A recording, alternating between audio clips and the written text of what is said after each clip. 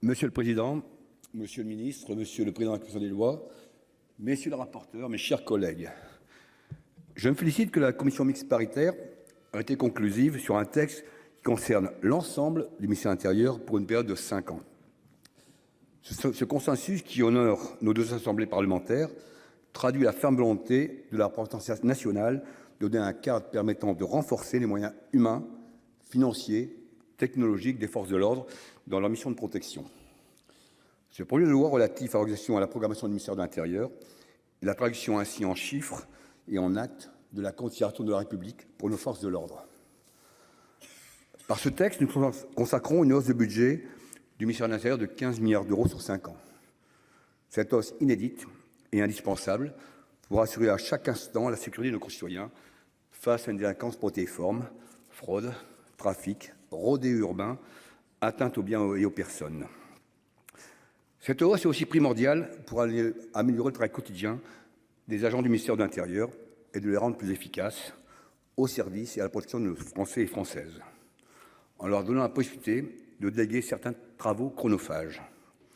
Car la tâche des forces de l'ordre est immense. Chacun de nous le sait, la délinquance ne cesse de se renforcer, elle devient de plus en plus violente et également de plus en plus technologique. Oui, il y a beaucoup à faire, mais ce texte ambitieux constitue véritablement une première réponse à la hauteur des enjeux de cette sécurité d'aujourd'hui et de demain. Tout d'abord, je me félicite qu'il renforce considérablement les moyens humains en créant 8500 postes et 200 nouvelles brigades de gendarmerie. Cela permettra de doubler la présence policière sur le terrain. Également, ce texte permet de doter nos forces de sécurité d'instruments modernes grâce au développement d'outils informatiques et numériques. Car moderniser, c'est mieux armer la France et la police pour affronter ces nouvelles menaces. Les cyberattaques mettent nos gestions, nos collectivités territoriales, nos entreprises, nos établissements publics et privés dans une situation d'extrême vulnérabilité. Je pense notamment aux cyberattaques contre les urgences de santé qui ne cessent de se multiplier. Villefranche-sur-Saône en 2021, Vitry-le-François, Corbeil-Essonnes et dernièrement Versailles il y a une semaine.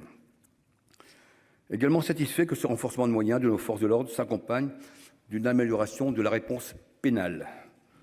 Trop souvent, nous avons le sentiment que la réponse judiciaire ne permet pas d'agir sur la délinquance du quotidien. La réponse pénale se doit d'être ferme et efficace. Avant de conclure, je tiens à saluer à cette tribune le courage et le sens du devoir de ces femmes et de ces hommes, gendarmes ou policiers, qui ont choisi de consacrer leur vie professionnelle et personnelle à la protection de nos concitoyens. Monsieur le ministre, chers collègues, ce texte propose des avancées qui permettront de répondre aux attentes des forces de l'ordre, jamais connues depuis de nombreuses années, pour répondre à la lutte contre la criminalité, une criminalité qui, bien sûr, se développe sur de nouveaux terrains. Ce texte prend également en compte les légitimes exigences de nos concitoyens qui aspirent à une plus grande sécurité. Vous l'aurez compris, le groupe Les Indépendants votera en faveur de ce texte. Merci, cher collègue.